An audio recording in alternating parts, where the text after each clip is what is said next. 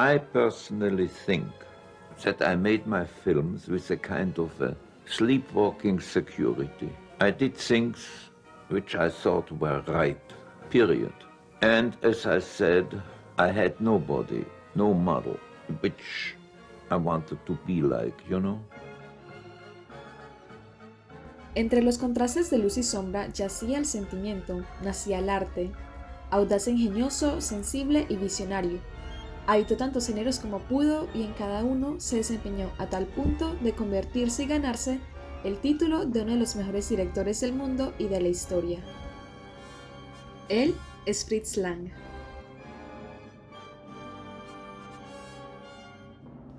Marcado y atraído especialmente por el expresionismo alemán y el film noir, Lang ha hecho de sus obras una crítica social y una introspección a la mente y las emociones del ser humano. En sus mejores películas como Metrópolis, M el vampiro de Düsseldorf, El testamento del Dr. Möbius o Los Nibelungos, Lang nos presenta personajes reales, diversos y especialmente violentos y ambiguos que viven en una sociedad cruda y oscura. A diferencia de otros, Fritz Lang no busca los típicos personajes buenos y heroicos, sino que por el contrario, trata de entender los gustos y la moral de las personas más detestadas por una sociedad, como lo son asesinos o pedófilos. El inicio de Lang en el mundo del cine empieza desde muy joven, aunque podría decirse que más bien es una introducción por medio de otras artes hasta llegar a este, el séptimo arte. Empezó estudiando bellas artes en las escuelas de Viena, su ciudad natal, luego en Nuremberg y por último en la de Múnich, estas dos últimas ubicadas en Alemania, país donde llevaría a cabo grandes producciones y donde la situación del país lo marcaría para hacer cine de la forma en que lo hizo. A pesar de sentirse atraído por el arte y especialmente la ilustración, Lang decide renunciar a su estudio y se da un tiempo en el que los viajes y diferentes culturas marcarían su etapa bohemia. Después de un tiempo, decide instalarse en París, aunque el inicio de la Primera Guerra Mundial lo hace abandonar dicha ciudad y volver a Viena para enlistarse como voluntario en el ejército. La guerra y el combate decepcionan y aburren a Lang, aunque lo único bueno que sí le dio la guerra fue el tiempo necesario para encaminarse en su primera etapa por el mundo del cine. De esta forma, y mientras estaba en recuperación en un hospital por diferentes heridas que la guerra le dejó, Lang empieza a escribir guiones. De forma curiosa, en ese mismo hospital se encontraba el famoso director Joe May, quien dirigió algunas películas como Asfalto o Misterios de India. Lang le muestra algunos de sus relatos y es gracias a ellos que May lo contrató como guionista. Así, en 1917, y teniendo solo 26 años de edad, Fritz Lang estrena su primera película como guionista en compañía de, claramente, Joe May. Esta sería Wedding in the Eccentric Club, una película sin sonido de crimen y acción. A pesar de ser uno, guionista y dos, ser su primera película, Lang queda decepcionado por el resultado de esta y es por eso que desde ese momento decide hacer sus propias películas. Tuvo éxito con sus dos primeras producciones y a pesar de ser un neófito en temas de producción y realización de películas, siempre tuvo muy claro qué era lo que quería transmitir con sus películas y cómo hacerlo. Por ello, el dramatismo, el cuidado en la composición de imágenes o en su notable sentido volumétrico siempre fueron una característica innegable en sus películas. Después de eso, y para mediados del año 1920, Lang se conocería y asociaría con una de las figuras femeninas más importantes en su carrera. Ella era Thea von Harbou, una guionista y escritora alemana que daría vida, al menos en textos, a varias de las más grandes obras de Fritz Lang, entre ellas Metrópolis, M el vampiro de Düsseldorf, Los Nibelungos, todas las sagas sobre el Dr. Möbius, Espionaje, La mujer en la luna o Las tres luces. Todas estas producciones se dieron desde 1920 hasta 1932. En ese último año, el director de la publicidad y propaganda del Tercer Reich, Joseph Goebbels, le propone hacerse cargo de la dirección de la UFA, Universal Film AG, el cual fue el estudio cinematográfico más importante para la época en Alemania. Mencionando eso, es preciso aclarar que Fritz Lang Nunca estuve de acuerdo con las ideologías, tanto sociales como políticas, que proponía el partido nazi, y es por eso mismo que huyó a Francia negando de forma indirecta la propuesta que le habían hecho, y es así como su época y tiempo en Alemania concluye. Pasa un tiempo en Francia, pero en 1934 se traslada a Hollywood, pues había sido contratado por la Metro-Goldwyn-Mayer. En el tiempo que pasó en Estados Unidos, Lang tuvo que acomodarse a las nuevas reglas y formas que tenían de hacer cine en este país. Fue en esta época que Fritz Lang empezó a relacionarse más con lo que tiempo después se llamaría film noir o cine negro. Una de sus últimas grandes películas que fue rodada en Estados Unidos fue Furia en 1936 y su última película fue Los crímenes del Dr. Mavius en 1960.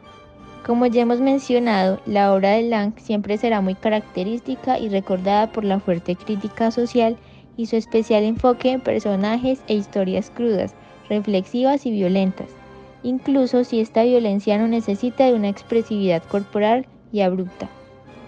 Lang era un genio con la cámara, era confiado y seguro en lo que quería transmitir. Su obra, aunque con algunas referencias mínimas a otros artistas y directores, siempre fue única, pues nunca quiso parecerse a nadie más y solo hizo lo que le interesaba y apasionaba. Hoy día podemos ver rastro de su estilo fílmico en algunas películas como Blade Runner o 2001: A Space Odyssey. Ahora que conocemos mejor la vida de Fritz Lang, analizaremos una de sus películas más importantes. Nos enfocamos más que nada en un análisis psicológico, moral y filosófico, pues nos interesa principalmente el trasfondo que sus mensajes dejan en el espectador y que de una u otra forma presentan una vista de la sociedad del antes y claramente de hoy. La película que analizaremos será M, el vampiro de Düsseldorf. Esta es una película del año 1931, la cual fue grabada en Berlín y hace parte de los géneros de crimen, misterio y thriller. Para hablar de esta película empezaremos con una frase que el mismo Lang dijo, abro comillas, el que un grupo de personas comparta una idea en común no hace que ésta sea justa o simplemente válida, cierro comillas. Con esta frase recordamos que la cantidad no convierte en cierta o válida alguna información o ideología que tengamos. De esta forma, nosotras no podríamos estar más de acuerdo, pues creemos que todo esto solo es una obra de un sesgo social en el que normalmente muchas otras cosas, más que solo la razón, actúan en nuestra construcción de ideologías. Es cierto, la verdad es un tema extremadamente delicado, pues nunca existirá una verdad absoluta.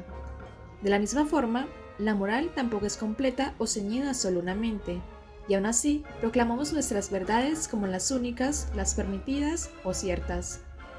Además, y agregando a las afirmaciones que hizo Lang, vemos claramente en la película como un grupo de personas, quienes también habían cometido muchos crímenes, se atreven a juzgar y penalizar el acto de otro criminal.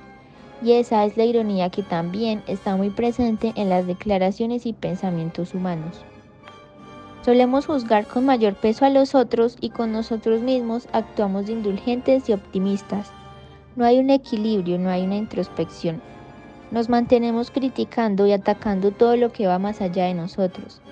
Por eso, la idea es saber identificar y corregir nuestras propias quejas que hacemos tan deliberadamente a otros. Admito que resulta muy complejo no actuar de tal forma con una persona, la cual, innegablemente, ha cometido asesinatos.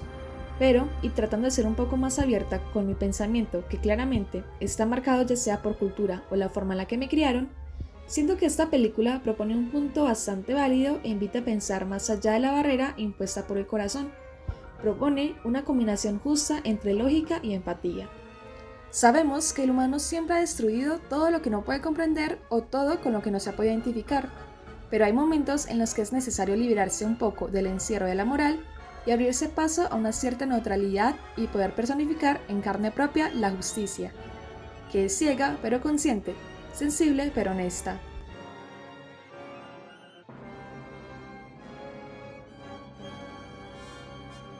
Hablemos un poco de la identidad de Fritz Lang.